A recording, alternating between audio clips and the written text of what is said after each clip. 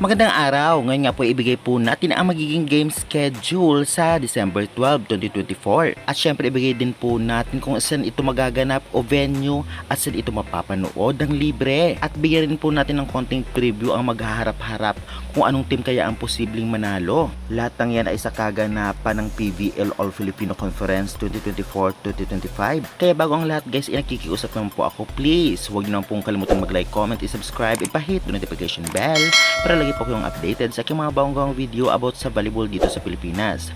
Karamihan po sa aking manonood na hindi pa subscribe naman for more updates. Maraming salamat. At maraming po nagko-question sa akin kung bakit mahaba daw ang aking intro bago ang team standing at ang game schedule. Kasi po as a vlogger, kailangan po medyo mahaba po yung video para naman sa watch and ads. Tulong na po ninyo yan sa mga vlogger. Maraming salamat sa nakakaintindi at sa sumusuporta. At syempre lahat ng comment nyo ay nababasa ko po yan, negative man o positive. At mga suggestion, maraming salamat. Ngunit ang mga negative comment po ay dinidelete ko po yan, pasensya na. Ipinaliwanag ko lamang po. Ngayon naman ay ibigay na po natin ang game schedule na magaganap sa December 12, 2024. Narito po. Unang maghaharap nga 4pm, Creamline Cool Smashers versus Sus Coffee Thunderbells.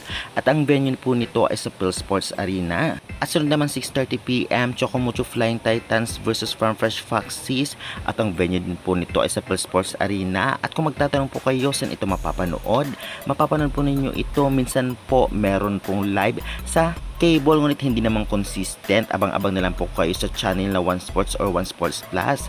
Meron din po sa Signal application at Pilipinas Live application. Mag-download at mag-register. May bayad ng konti, ngunit sulit naman. Meron din pong libre. Search nyo lamang po sa Google pbl.ph live. 30 minutes late lamang po, ngunit malinaw at buo yung video. At ayun na guys, ibigay na po natin lahat ng impormasyon. Ngayon naman ibigay natin ng konting preview kung ano-anong team ang posibleng manalo. Narito po. Sa pagitan ng Creamline versus Sus Coffee, alam naman natin na baguhan ang Sus Coffee, ngunit medyo maganda rin ang line-up nito, especially sa pinapakita ng performance. Nakatulong nga si Gonzaga at Tiaga Gate, ngunit alam naman natin ang kakayahan ng Creamline na talaga namang medyo mahihirapan pa ang Sus Coffee na mapataob ang CCS. Kaya ang rate ko sa kanila 65-35. Sunod na laban naman, Chocomucho versus Farm Fresh. Well, kitang-kita nga natin na talaga namang umaabanti na ngayon ang Farm Fresh.